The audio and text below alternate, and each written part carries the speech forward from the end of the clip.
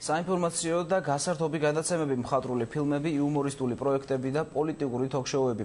ეს ქართული ტელესამაუწყებლო პრიორიტეტების განახლებული ხუთეულია. გამოგითხრა საზოგადოებრივი აზრის კვლევისა და მარკეტინგის ინსტიტუტმა კომუნიკაციების ეროვნული კომისიის დაკვეთით ჩაატარა. სულ 2700 რესპონდენტი გამოიკითხა. როგორც ირკვევა, მაყურებელი გარკვეული გადაცემების დეფიციტსაც განიცდის. კიდევ ერთი საინტერესო დეტალი. ვენესუელური და ბრაზილიური სერიალები თურქულ საპნის ოპერებს კონკურენციას ვეღარ უწევენ. ქართულ ტელესივრცეში შემეცნებითი გადაცემების დეფიციტია. ეს IPM-ის კვლევის ერთ-ერთი ძირითადი შედეგია. მხატვრული და დოკუმენტური ფილმები, საბავშვო და ანალიტიკური გადაცემები, ჟურნალისტური გამოძიება. სწორედ ამ მიმართულებით გააქტიურებამ შესაძლოა ტელეკომპანიებს დამატებითი რეიტინგი მოუტანოს. გასართობი პროგრამები რო იყოს, უფრო კარგი იქნებოდა. ახალგაზრდებზე უნდა იყოს, რომ ახალგაზრდები რო უნდა მოიზიდონ, ახალგაზრდები უნდა ყავდეთ თვითონ იმ გადაცემებში მოყვანილი. შემეცნებითი კარგად არ არის წარმოდგენილი. უფრო მეტად პოლიტიკას უთმობენ დროს. მოგესალმებით, ეს არის ქრონიკა 17 საათზე დავით საგარელთან ერთად.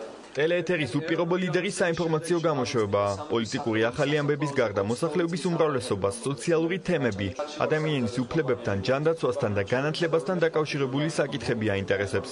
გასართობ შემეცნებით და სპორტულ მიმართულებებს საქართველოს მოსახლეობა თვალს ნაკლებად ადევნებს. მხოლოდ მე-6 ადგილზეა სერიალები.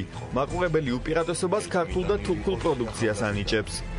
ერთი საბედისწერო ღამე და ათობით ადამიანის შეცვლილი ცხოვრება. კვლევის შედეგებს გაითვალისწინებს კომუნიკაციების ეროვნული კომისია. კანონით კომისია ხელმძღვანელობს ამ ტელერადიო სამაუწყებლო პრიორიტეტებით, როდესაც კონკურსს ანცხადებს სამაუწყებლო ლიცენზიაზე და სწორედ თუ რამდენიმე განაცხადი არის შემოსული სხვადასხვა თემატიკის სამაუწყებლო ლიცენზიაზე, კომისია უპირატესობას ანიჭებს იმ განაცხადს, რომელიც ემთხვევა ტელერადიო სამაუწყებლო პრიორიტეტებს.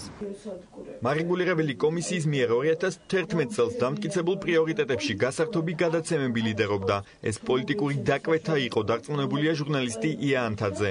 ახალი კვლევის შედეგებს ენდობა მის გათვალისწინებას კი პირველ რიგში საზოგადოებრივ მაუწყებელს თავაზობს.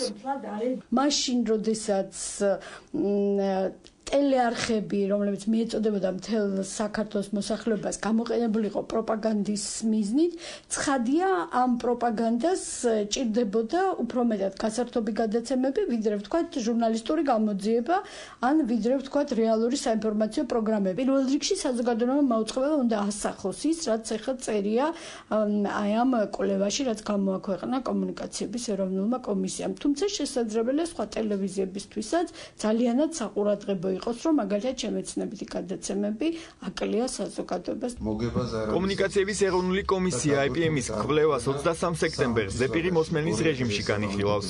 10 დღის ვადაში კი დოკუმენტს დაამტკიცებს. მაუწყებლობის შესახებ საქართველოს კანონის მიხედვით ტელესამაუწყებლო პრიორიტეტებს კომისია 2 წელიწადში ერთხელ ადგენს.